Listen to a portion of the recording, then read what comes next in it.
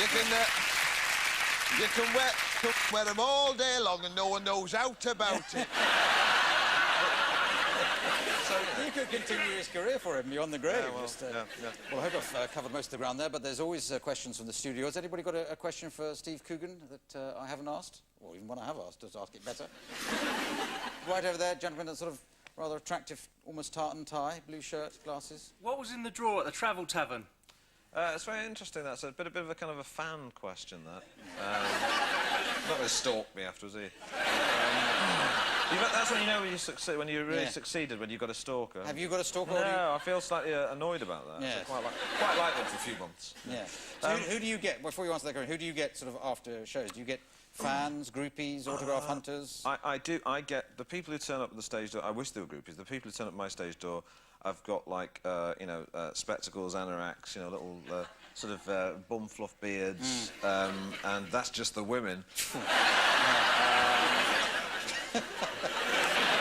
Tell you what happened once. I was in a restaurant and this policeman came in and said, with his uniform, and took us out and said, "Mr. Cooghan." I said, "Yes." He said, "Do you own high-performance sports car parked outside?" I said, "Yes." I said, "Can I have a word, please?" I went, "Oh, OK, what's at the restaurant?" And he went into the hallway with me and he just went, "I just want to say I'm a great fan." I said, "Will you put my hat on? Can I take a photograph with you?" That's not what you want from your police officers, Not really, no. I sort of lost all his authority then. And I put his hat on, put my arm around him. And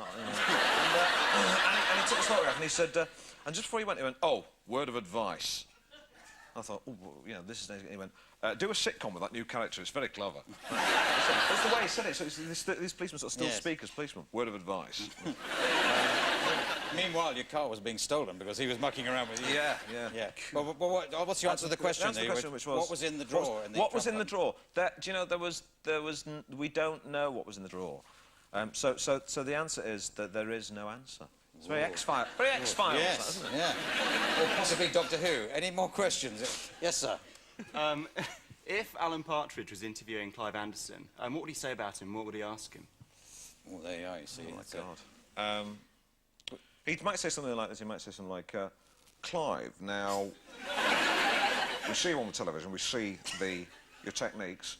There's a very fine line, isn't there, between being a little bit cheeky, a little bit wry, and being downright offensive." Yes.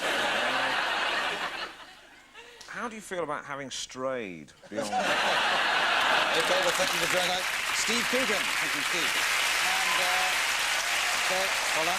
Thank you, Steve Cooghan and all my guests tonight. Also, thanks to you, the studio audience, and everybody watching here. It's me, Clive, and good night. Good night.